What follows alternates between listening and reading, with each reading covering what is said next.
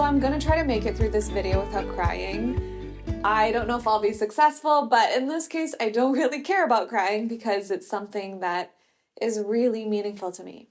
So in this video, I'm gonna be sharing about finishing my Master's of Divinity. It has been a huge part of my life for the last couple of years and required so much work.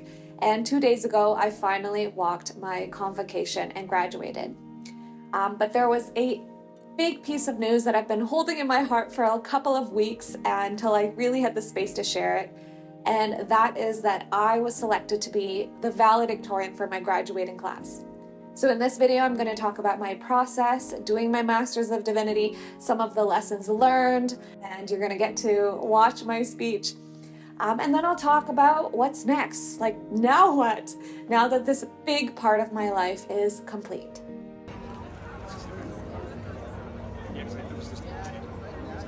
So to really get a sense of what this Master's of Divinity meant to me, when I started this program in 2019, I actually didn't really want to do it. And I came back to Toronto in 2017 after years of traveling, and it was through this crazy spiritual encounter that I had that just brought me back. It was like my brain was flipped inside out, upside down, didn't know what to do with myself. And then I ended up with this job at a church. And then one thing led to another, and I was like, what the heck, I'll just do a Master's of Divinity. There are other videos where I've talked about like that time in 2017, I'll link them below.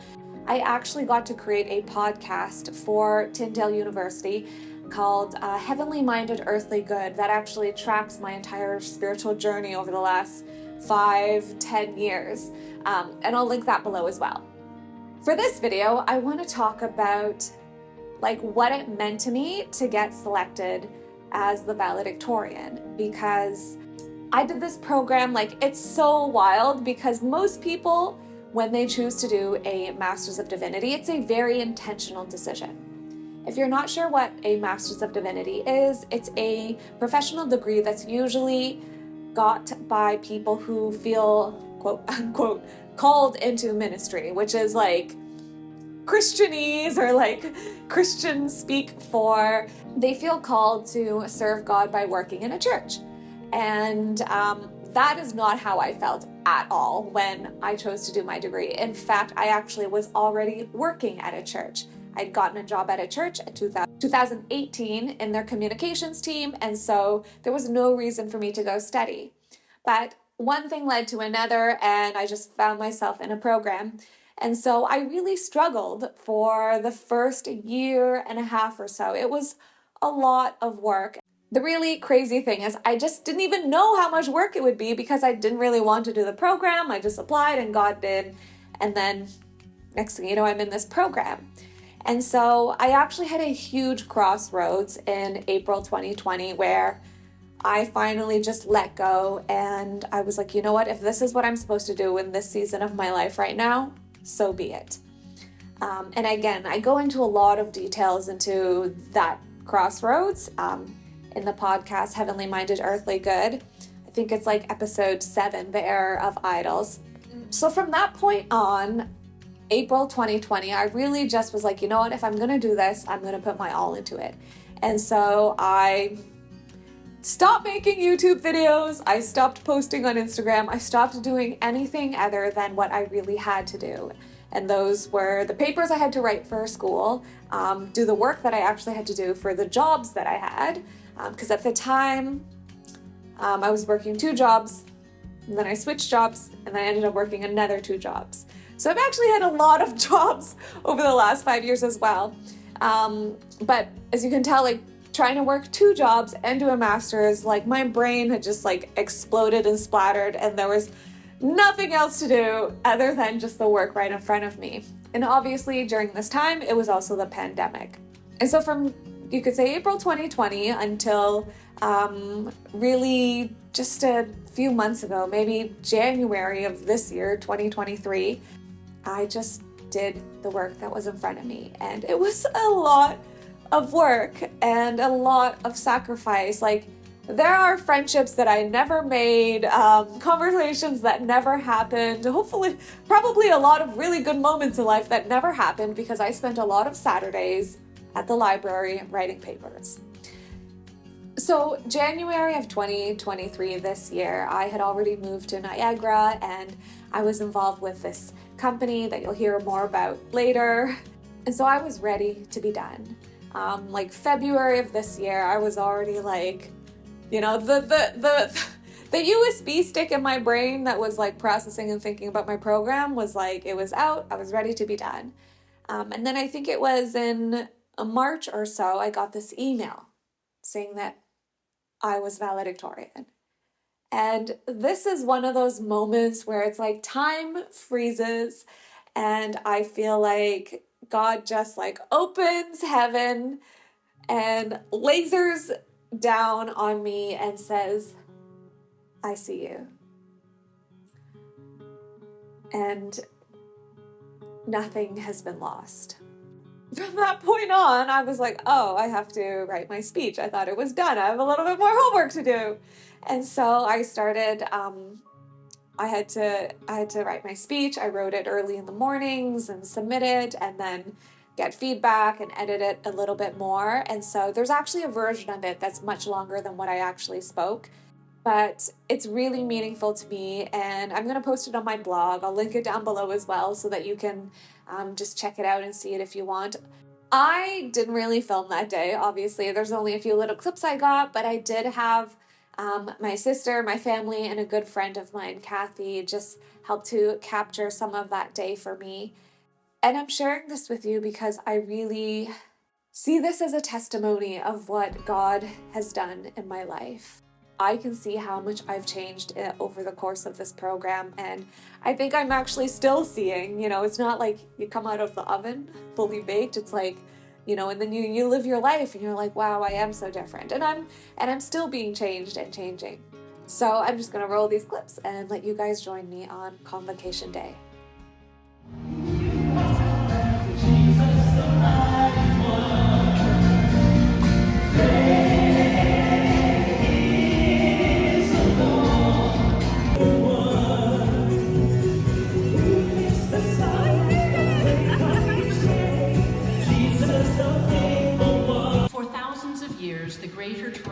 Through the joys and challenges that have been part of pursuing your seminary education, you have persevered to complete your programs of study, and we are here today to honor that achievement. God is among us as we celebrate, and you have much to celebrate. And we have great hopes for your future, and you have much to hope for, because your time at Tyndale has been part of the shaping and honing that God has been doing in your lives to equip you for all that will come next. So this is a day to celebrate. We thank God for each of you.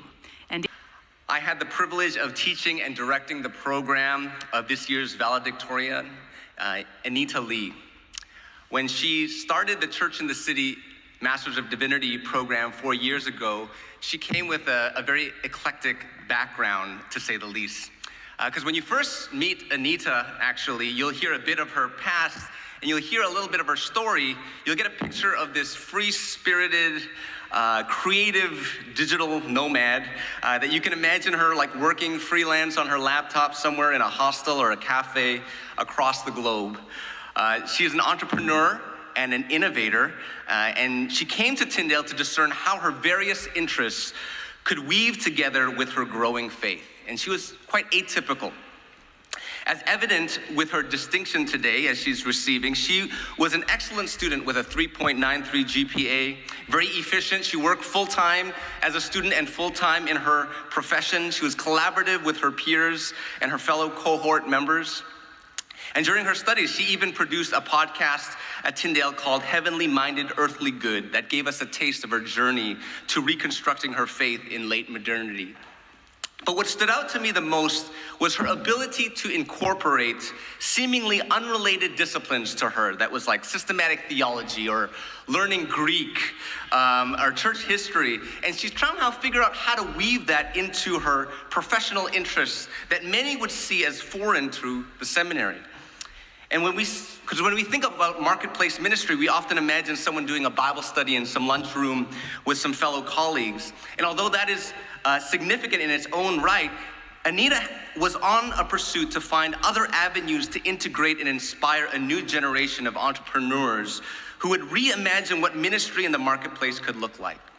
So as I welcome her to the stage, I want to encourage us all to listen in to the heartbeat of an emerging expression of ministry and hopefully get a glimpse of what is coming around the corner. So let us welcome to the stage our 2023 valedictorian, Anita Lee.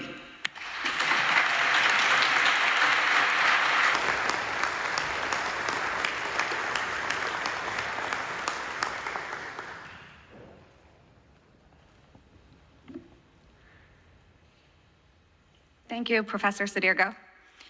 Chancellor Thornhill, President Kerr, Mr. Clark, and members of the Board of Directors.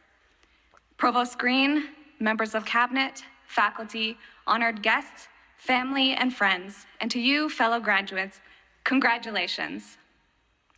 Today is a milestone in a very long, arduous, and blessed journey. St. Augustine of Hippo said, "To fall in love with God is the greatest romance. To seek him, the greatest adventure, and to find him, the greatest human achievement." As we cross the finish line today, let's reflect on all that God has done in our lives. Because whether we realized it or not, our time at Tyndale has been one of the most important quests we will ever embark on. Where were you when you began this journey? How has God changed you? What has God done for you, through you, and to you over the course of your degree? Collect that fruit and savor it. Allow me to share a little bit of my journey through my degree as a testimony of what God can do. I started out my degree rather disgruntled. I didn't really know why I was doing it. It just felt like unfinished business from my teenage years. And I had no idea how much work it would take. About a year into my program, I hit a crossroads. I just didn't have the mental capacity to keep pursuing my creative outlets, to keep working a full-time job, and to keep up with the never-ending onslaught of papers to write. Something had to give. But out of all the things I did on a weekly basis, all the things I was excited about in life, my Master's of Divinity was, quite frankly, at the bottom of the list. Even so, I couldn't let go of the feeling that this was what I was supposed to do, and there was something on the other side. So I surrendered, and I gave up my creative outlets, telling stories, capturing beauty, and making online content. But then God surprised me. In the process, I found something so much better. I realized that I'm not my passions. I realized I can do anything in the world, including work at a church, bake muffins, preach even. And if God was with me, I would experience this natural, unforced joy and peace. Then something strange happened. As I gave up my own ambitions, hopes, and dreams, God started giving them back to me. He gave me the opportunity to work with Dr. James Tyler Robertson to produce Heavenly Minded Earthly Good, a podcast that tracks my spiritual journey after coming back to Toronto in 2017 after years of travel. And through Tyndale's Center for Redemptive Entrepreneurship, I got connected to Christian entrepreneurs and am now helping to launch a Niagara travel company, a dream come true for a former world traveler. There are also very strange parallels in my new work: vineyards, wine presses, empty inns, lakes, and boats. Maybe there will even be some walking on water. In 2 Corinthians 3, the Apostle Paul writes, "Such confidence we have through Christ before God, not that we are competent in ourselves to claim anything for ourselves, but our competence comes from God.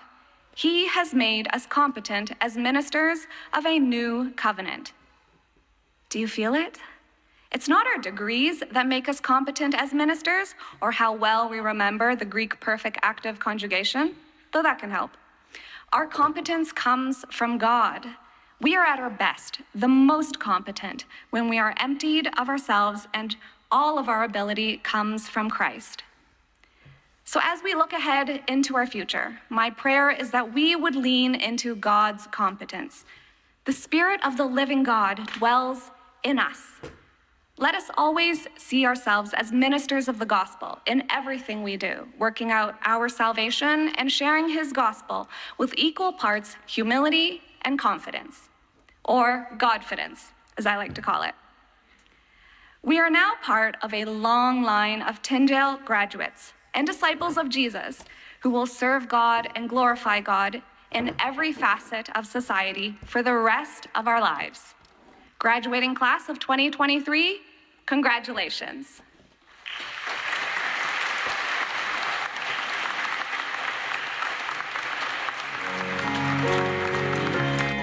Anita Wingyan Lee.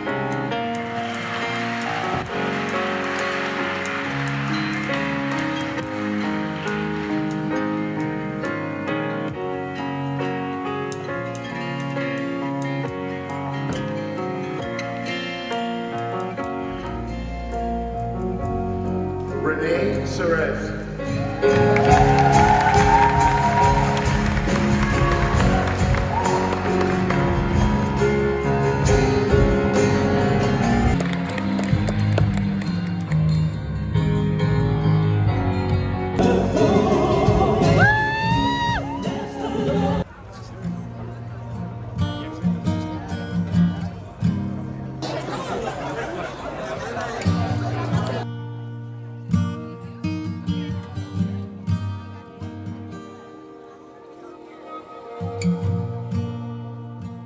What makes being valedictorian even more meaningful to me is that it's not just the person with the highest GPA.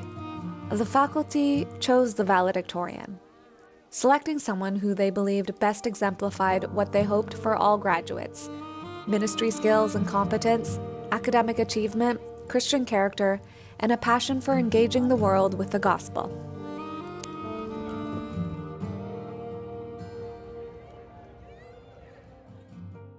So at first, when I was preparing my speech, I just wrote it out and edited and wrote it and rewrote it. But there was a point where I was like, I need to speak this out loud and actually see what it's like and find my pacing, and that's how I'll figure out how much I need to cut it down. And over the last month, as I've been practicing this speech, every single time that I tried to say this speech out loud, I would start crying. My eyes would well up, and it's like I would be overcome with this emotion. And it's been this mix of gratitude and awe, and I would just feel like, I can't believe I did it. I can't believe that this is what God has done with my life. I can't believe that I'm in Niagara in a situation with a job and in a role that just feels like it is so perfect for me. I would not believe that all of these stars, all of these pieces could align when I started this program. The life I have right now just like really far exceeds my expectations for what I thought my life could be like when I came back in 2017. I was so disappointed and humiliated and ashamed and bitter and angry and distraught and in shock for so long, that to reach this point in life right now where I have finished my degree, and not only just finished it, like I didn't eke over the finish line. I really sprinted to the finish line and then was surprised to be valedictorian. And for somebody who always sought validation in different ways, this journey has helped me find the part of myself or heal the part of myself that needs validation, and to uncover an Anita that God loves so much that no matter what happens in my life, I know I'm going to be okay. So this is my piece of paper, the famed piece of paper that anyone who does a degree spends thousands of dollars for. But now I can finally say that this journey has been so worth it. I just had no idea where I would end up. I'm so glad I obeyed that feeling, that sense inside me that I'm supposed to do this degree. I have grown in more ways than I even knew was possible. I am so much more resilient stronger, kinder, compassionate, self-aware, mature. Obviously, I'm still growing and still fairly young, and there's still so much life ahead of me, but I'm so glad that I went through this. It was extremely difficult. So what's next? Now that I'm done my degree, and I'm starting to get some more of my mental bandwidth back. It was actually through a connection that I made while I was at Tyndale University. I connected with some entrepreneurs, and I've ended up working with a company called Experience Niagara in the Niagara region. It's a collective of travel and hospitality partners in the Niagara region that are working together to handcraft unique experiences for people to just come and enjoy and take in the beauty and wonder of this region. So for me, it's a dream come true in so many ways. So I really feel like I have the best job in the world. It might not be the best job for everyone, but it's the best job for me and how I'm designed. And so I'm going to get to spend my summer making lots of content for them. You can follow that part of the journey if you want. I'll link all of the Experience Niagara stuff below. And then I'm also going to just keep making videos that share my side of the story, living life here in Niagara. And of course, like any job, it'll come with its challenges and growth opportunities. I don't expect the rest of my life to be smooth sailing all the time. I think God is always going to be pushing us to grow and to trust Him more and to step out in faith. But the difference now is that I just feel like I really have this anchoring in my soul. Like, I know who I am, I know who's got my back, and I know that no matter what, God will come through.